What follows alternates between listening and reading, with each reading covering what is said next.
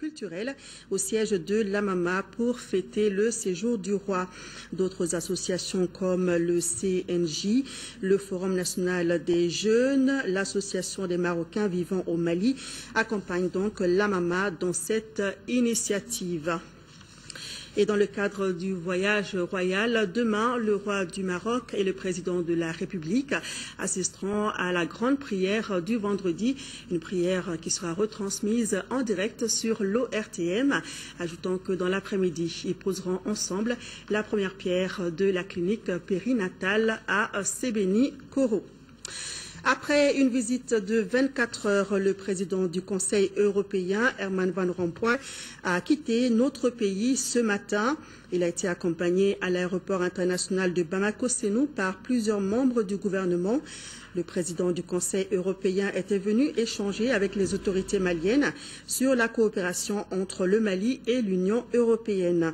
Il s'est également adressé au Parlement malien. Au cours de sa visite, il a réitéré l'accompagnement de l'Union européenne pour la reconstruction de notre pays. Le président du Conseil européen poursuit sa visite en Afrique, où il se rendra donc au Niger et au Bénin. La table ronde consultative sur la problématique des conflits au Mali, telle que perçue par les communautés de base, a eu lieu ce matin ici à Bamako, organisée par Conaxipal Mali et CIPRI. Cet événement entre dans le cadre du programme de renforcement des contributions de la société civile à la paix, à la sécurité et au développement du Mali. Avec Rachel Tessougué, les thèmes de cette table ronde. Cette table ronde vise à recueillir les conceptions de l'ensemble de la société civile sur les causes des conflits répétitifs qui déstabilisent le Mali. Elle s'attelle à dégager une vision commune stratégique en vue d'une paix durable et d'un développement harmonieux du pays. Qu'est-ce qu'il faut faire pour trouver des solutions durables pour qu'il y ait la paix, la stabilité au niveau du Mali?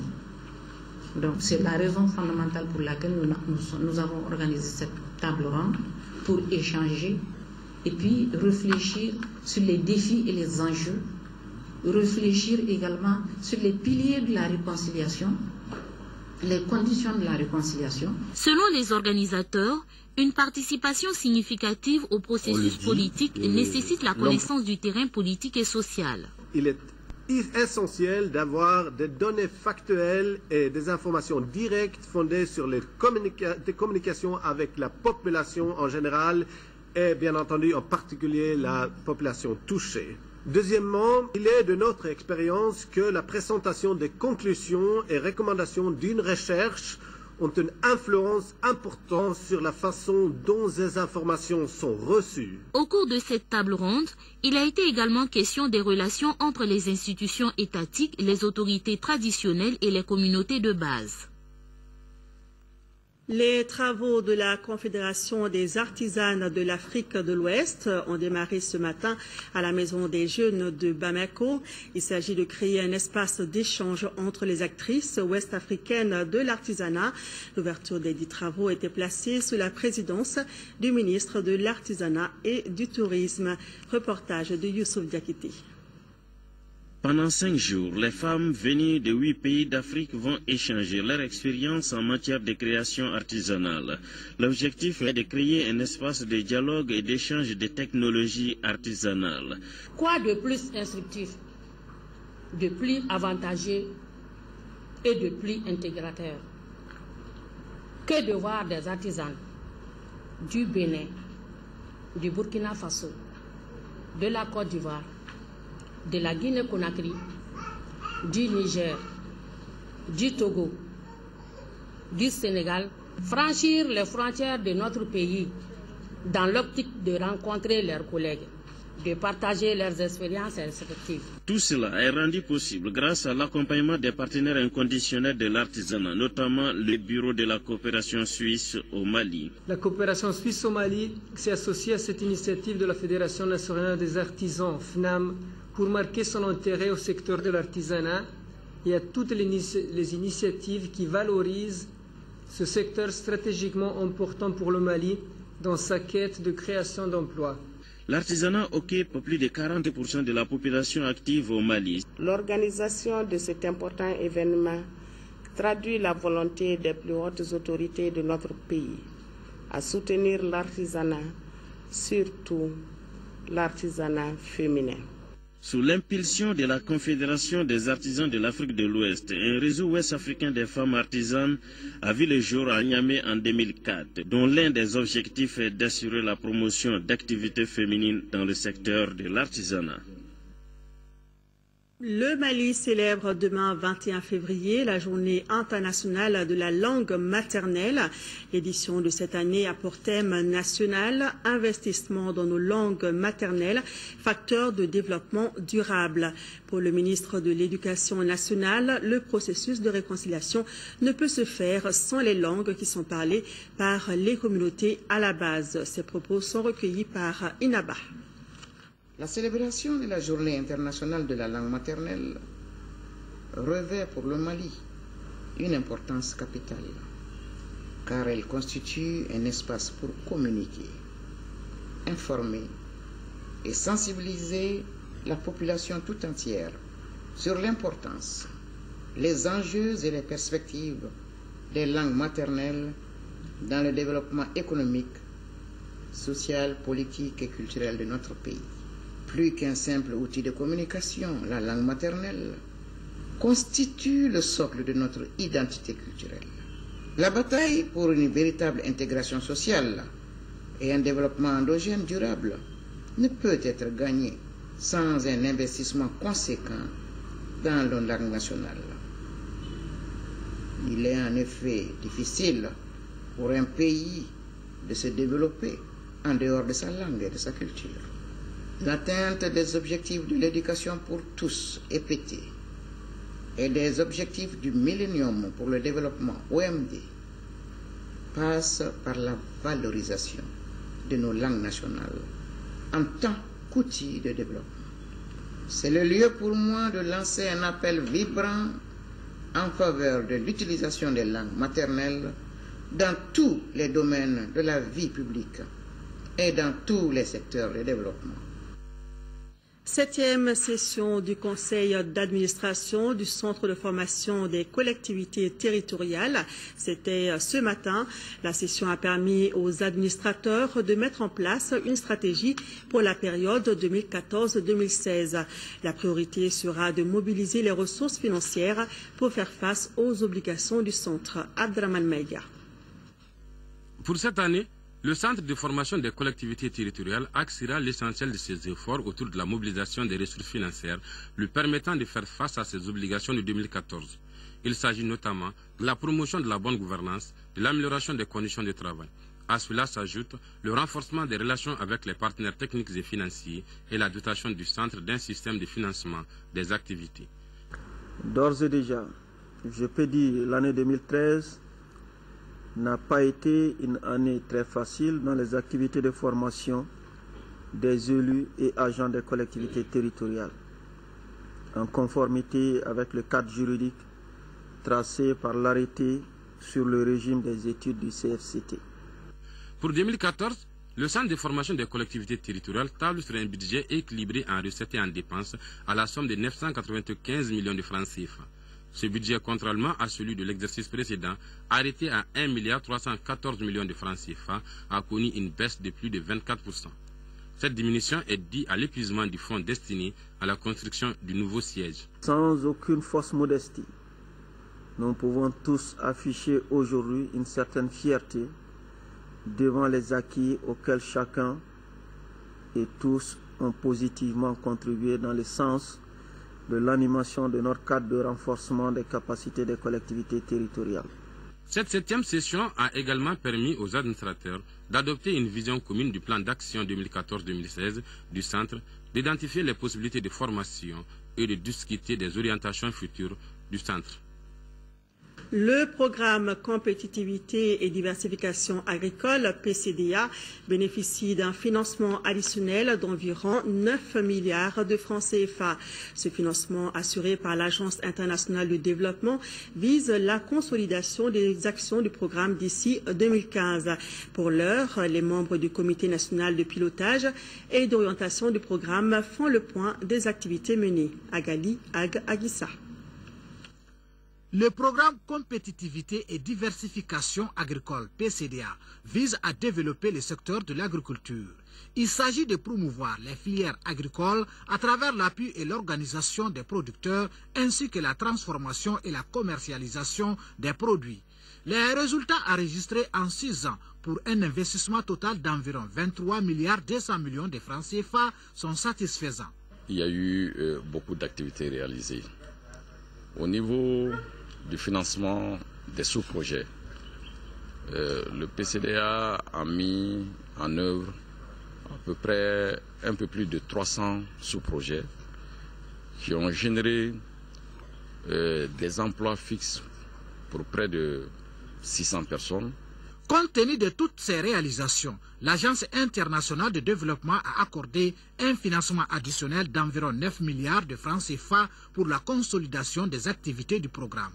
La 7e session du Comité national de pilotage et d'orientation du programme statue ainsi sur l'agenda 2014 du programme.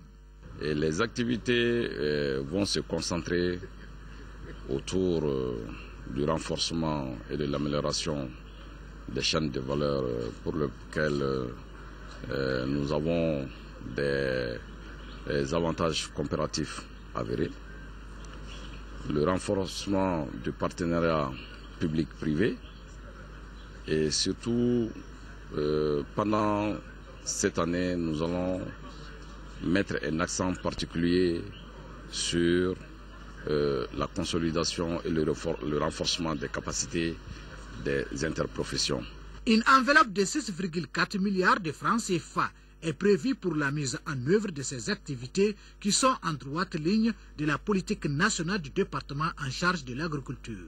C'est pourquoi le représentant du ministre du Développement rural, Moussa Kamara, a réaffirmé le soutien de son département au projet. L'Agence nationale de développement des biocarburants, ANADEB, souhaite intensifier cette année la production de l'huile de jatropha. Pour son budget 2014, l'agence a besoin de plus de 970 millions de francs CFA. Le compte-rendu de la 6e session ordinaire du conseil d'administration de l'ANADEB, c'est avec Moïse Traoré. Le projet de budget 2014 de l'Agence nationale de développement des biocarburants, ANADEB, est de 973 millions. Nous allons utiliser cette culture de jatropha comme culture de contre-saison, où il y aura beaucoup de revenus pour les périodes où il n'y a pas les productions vivrières. Donc, 2014, nous allons avoir beaucoup d'huile, justement pour substituer les gasoil utilisés dans le milieu rural pour les plateformes et pour tous les petits moteurs qui seront utilisés dans le milieu rural. Ça sera une énergie locale, produite localement pour les besoins locaux. Sur les 33 000 emblavés hectares aujourd'hui, nous attendons une production environ, pour 1 hectare nous avons 1000 litres au minimum. Au cours de cette 6e session ordinaire du conseil d'administration, il est bien sûr question de la promotion et de la production des biocarburants à base de jatropha ou barani. Parmi les entraves, on peut citer les aspects institutionnels et juridiques, le foncier et la fiscalité. Ces barrières doivent être levées très rapidement pour commencer à produire en grande quantité l'huile et la commercialiser. Sans un programme R&D, c'est-à-dire recherche et développement bien ficelé, il serait difficile de faire évoluer la filière. Conformément à ses missions, l'ANADEB participe à la définition des normes et appuie la recherche-développement sur les biocarburants. 9e session du comité de pilotage du projet création de zones libérées durablement de la mouche tsetse et de la trypanosomiase en Afrique de l'Ouest et de l'Est. Ce comité va adopter le budget 2014 sans le financement du Fonds africain de développement qui a pris fin. Le reportage de Mamoru Sidibé. Les travaux de la 9e session du comité national de pilotage du projet création des zones libérées durablement des mouches CC et de la trypanosomiase en Afrique de l'Est et de l'Ouest se tiennent dans un contexte particulier. Il s'agit de la fin du financement du Fonds africain de développement, d'où un impératif dans la prévision du budget 2014 estimé alors à 200 millions de francs CFA contre plus d'1 milliard de francs CFA en 2013. Le projet s'est beaucoup doté en termes d'équipement de pièges, écrans et insecticides. Donc le budget cette année, il ne sera utilisé que pour le fonctionnement en fait du projet. Donc ce qui fait que nous pourrons réellement atteindre les objectifs. En somme, les activités 2014 seront marquées par le recentrage de celles de 2013 qui ont été exécutées à souhait. L'année 2013 a été marquée par le démarrage des activités dans le bassin du Bani avec la pulvérisation aérienne des zones infectées sur 5000 km². Des barrières de protection en vue de protéger la zone assainie ont été installées. En outre, en prélude aux activités de l'année 2014, le projet a effectué un contrôle de densité dans l'ensemble des cercles du bassin du Bani. Rappelons que ces projets s'emploient à la réduction de la population des mouches CC sur environ 19 000 km² dans le bassin du Bani et de leur éradication sur environ 18 000 km² dans le bassin du Niger. 7e journée scientifique du syndicat autonome des pharmaciens d'officines privées du Mali. Les travaux ont débuté ce matin au CICB. Après la trêve de 2012, la journée annuelle est une occasion pour les hommes en blouse blanche d'échanger sur plusieurs pathologies. Lamine Keita. Le syndicat autonome des pharmaciens d'officines privées du Mali, SINAPO, veut instaurer un climat de confiance entre les acteurs de la santé et les patients. D'où l'organisation de cette journée scientifique 7e déjà. Nous avions choisi 2 thèmes pour qu'on ait suffisamment de temps pour débattre et améliorer nos connaissances. Nous essayons à chaque édition de choisir un thème pertinent en rapport avec l'actualité. Et cette année, on a mis l'accent sur la femme et l'enfant. La femme par rapport à ses problèmes gynécologiques et l'enfant par rapport à ses infections ORL, surtout les rhinopharyngites, les toux et rhumes. Le représentant du ministre de la Santé et de l'Hygiène publique a réaffirmé la disponibilité du département à accompagner les pharmaciens privés du Mali. Les pharmaciens sont les acteurs clés de la rendue disponible des médicaments sur toute l'étendue du territoire. Et donc tous les événements organisés par les pharmaciens sont les événements du département de la santé. C'est pourquoi cette journée nous intéresse à plus d'un titre, surtout que les thèmes de cette journée concernent les objectifs du millénaire pour le développement, notamment dans sa frange de protection maternelle et infantile. Le président du syndicat a profité de cette journée pour lancer un appel aux autorités pour sécuriser les officines qui sont de plus en plus victimes de cambriolage. Le président du syndicat a aussi remercié ses confrères pour leur adhésion à l'assurance maladie obligatoire AMO. Une alliance vient enrichir la société civile malienne. Il s'agit de l'alliance de la communauté arabe du Mali, Al-Karama. Les responsables de l'alliance étaient face aux journalistes ce matin. Le compte-rendu de la conférence de presse avec Nando Dambili. Se réjouissant de l'évolution positive de la situation politique et sécuritaire au Mali et de la réappropriation en cours par le gouvernement du processus enclenché par l'accord préliminaire de Ouagadougou, l'alliance de la communauté arabe du Mali, Al-Karama, a toujours affirmé avec force son attachement à l'unité et à l'intégrité territoriale du Mali, son attachement indéfectible à la cohabitation pacifique entre toutes les communautés nationales en général et celles du Nord en particulier.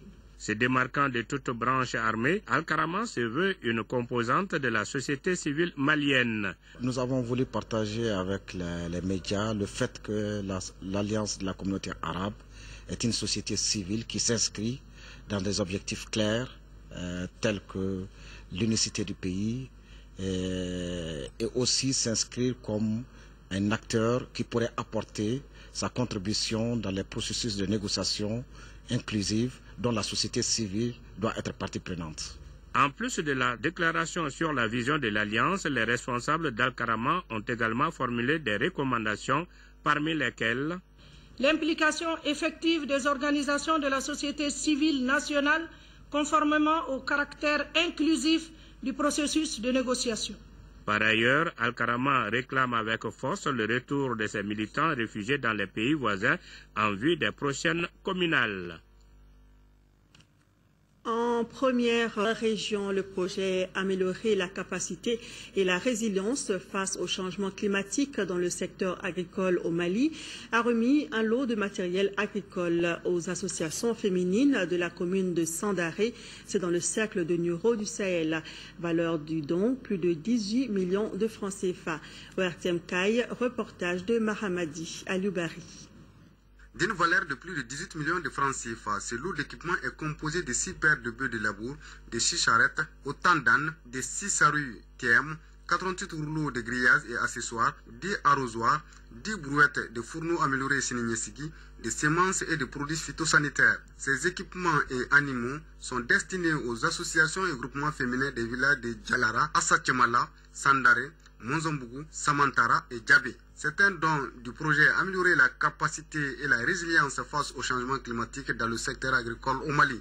La remise de ces équipements est une réponse à une doléance posée par les responsables des groupements concernés à l'issue d'une mission de sensibilisation et une mission, disons, de supervision de la mise en œuvre des activités sur le terrain, qui a donc qui s'est rendu compte combien les femmes dans la localité sont donc imprégnées, impliquées dans la lutte contre les changements climatiques. Les porte-paroles des bénéficiaires ont apprécié à sa juste valeur ce geste du projet.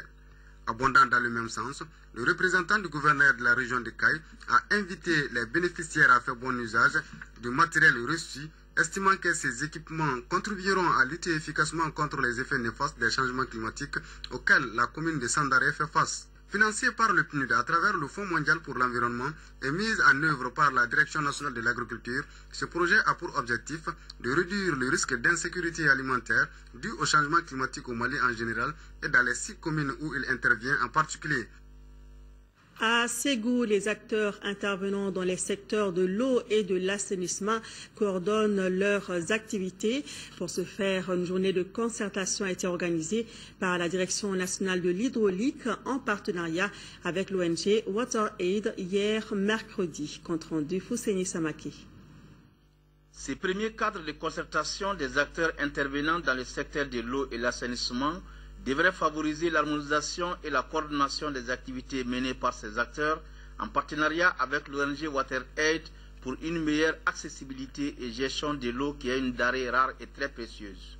Aussi, il favorisera la visibilité des concepts de gestion concertée des ressources en eau et de l'assainissement durable avec les communautés. Un premier objectif, c'est l'apprentissage. Donc c'est l'échange entre les partenaires, l'échange entre les différentes régions, l'échange entre les différents intervenants dans la région. Le deuxième objectif, c'est de s'assurer qu'on a des données fiables dans le secteur. Mais aussi, comme il l'a dit, pour permettre aux différents acteurs de partager qu'est-ce qu'ils ont appris, qu'est-ce qu'ils ont fait dans le secteur. La concertation de Ségou s'inscrit en droite ligne de la politique de l'eau et de l'assainissement du Mali. Nous souhaitons l'initiative d'instituer des réunions de cadre de concertation régionale des acteurs du secteur de l'eau et de l'assainissement, et favoriser une meilleure coordination de la programmation et du suivi des projets et programmes par la Direction nationale de l'hydraulique et la Direction nationale de l'assainissement.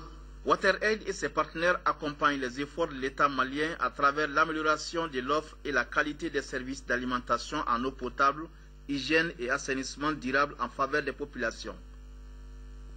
L'ONG Al-Farouk vole au secours de 400 familles démunies. Parmi les bénéficiaires, 200 sont des Maliens rapatriés de la République centrafricaine. Le reportage de Sorona Kamisoko. L'ONG Al-Farouk a remis un don composé de 20 tonnes de mil, 10 tonnes de riz, 2 tonnes de sucre et 800 litres d'huile à 400 familles. Ce don a été réparti entre 200 familles des Maliens rapatriés de la République centrafricaine et 200 autres résidents à Bamako. Par cet acte, l'ONG vient de respecter la tradition.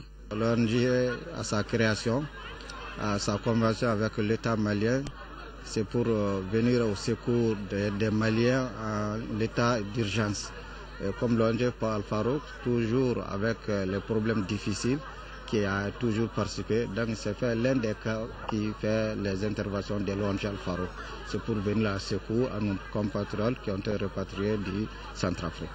Cette ONG vient donc réaffirmer tout son rôle d'ONG humanitaire, mais surtout religieuse, et qui est là pour confirmer cette volonté de notre prophète Rasoulillah, qui est de partager la détresse des autres. Et aujourd'hui, nous sommes là pour nos compatriotes qui ont été dans des situations exceptionnelles, se retrouver presque en réfugiés, donc en voyageurs en détresse. Et vous savez que le Coran le dit si bien, la part de l'orphelin, la part du voyageur en détresse sont des choses sacrées et protégées par Allah subhanahu wa ta'ala. D'un montant de 12 millions de francs CFA, ce geste de l'ONG Al-Farouk a été financé par la fondation Cheikh Izani Boun Abdallah du Qatar.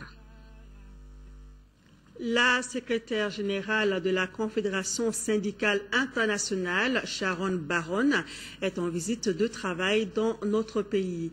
Dans le cadre de sa tournée dans la sous-région, elle a rencontré à la Bourse du Travail le bureau exécutif de l'UNTM.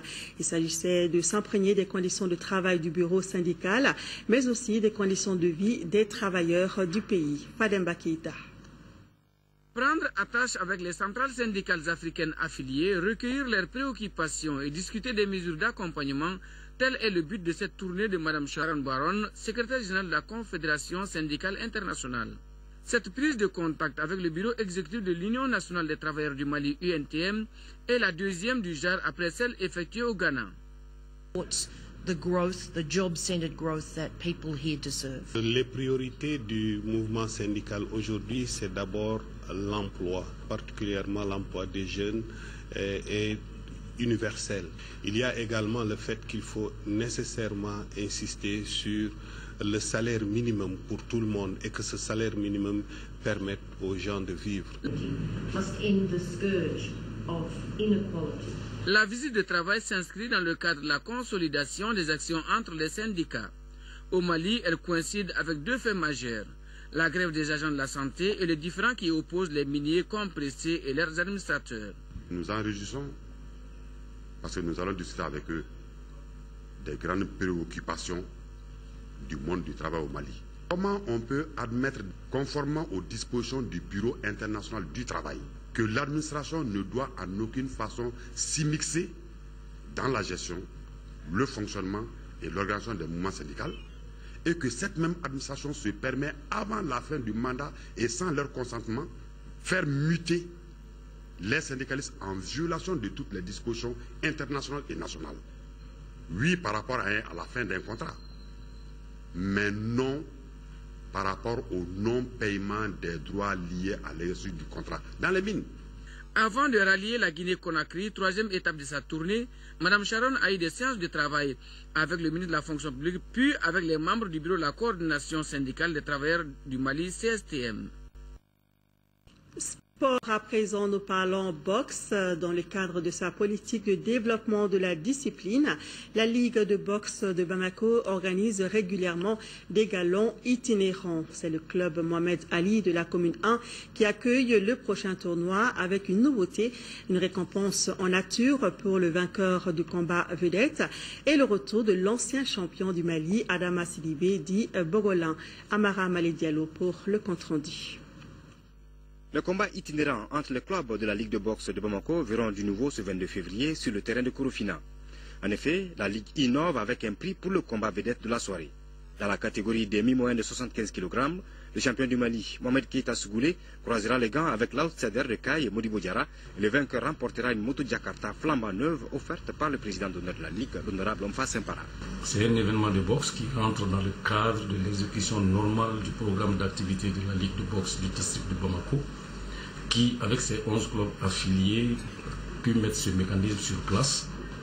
Il s'agit en fait des galas, des événements de boxe organisés par les clubs eux-mêmes, en partenariat avec la Ligue de boxe du district de Bamako. Nous avons sollicité auprès de notre fédération qui a vraiment adhéré à la cause pour essayer de faire venir 3 ligues régionales qui sont la Ligue de Caille, la Ligue de boxe de Caille, la Ligue de boxe de Ségou et la Ligue de boxe de Sikasso. En plus de cette innovation, les amoureux de la boxe dans notre pays auront le plaisir d'assister au retour sur les rings de Adama Sidibé Bogolan contre le taureau de Sikasso, Noun Sangaré, champion du Mali dans la catégorie des mi-lourds.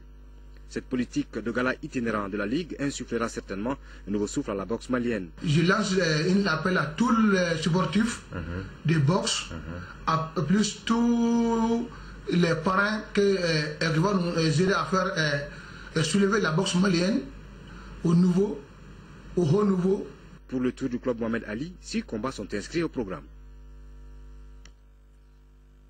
Sport, toujours cette fois football, championnat national Ligue 1. Comptons pour les matchs en retard. Le COB et l'USFAS ont fait match nul, 1 but partout. Le stade malien de Bamako a largement dominé l'Azom, 3-0. Cette 8e journée s'est soldée par 7 matchs nuls. Le résumé des 2 matchs joués au stade Mamadou Konaté avec Diarra Konaté. En s'imposant face à la Somme, le stade malien de Bamako devient le seul club de Ligue 1 victorieux de cette 8e journée. Les Blancs avaient à cœur de détrôner les Rouges de Remakono de leur fauteuil de leader provisoire. Le coach Pascal Janin reconduit la formation victorieuse contre Sao Tomé. Le stade va, dans un premier temps, peiner face aux joueurs de Missira. Présents mentalement, les locataires de Sotiba surprennent les Olympiens de Missira. Lamine Diawara ne laisse aucune chance au portier à la 46e minute. 1-0, c'est le score à la pause. À la seconde période, les joueurs de la Somme subissent et finissent par craquer. Les Blancs obtiennent 2 autres buts, par Cheikh Mohamed Cherif Doumbia d'une frappe lointaine et par Lamine Diawara pour le 3e et 2e but personnel. 3-0, score final en faveur du stade malien de Bamako. En seconde heure, le COB et l'USFAS se rencontrent pour le compte du dernier match de cette 8e journée de Ligue 1 en retard. La première période sera marquée de part et d'autre par des déchets techniques. Le score nul et vierge sanctionne la première manche. La seconde période sera identique à la première, mais avec un but de chaque côté. À la 54e minute, Yagouba Doumbia, au cœur de la défense adverse, bat le portier de l'USFAS. 1-0. Les militaires répliquent à la 77e minute par Mohamed Keita dans une défense fébrile des Olympiens. 1-1, c'est le score final. À l'issue de cette 8e journée, le stade prend la tête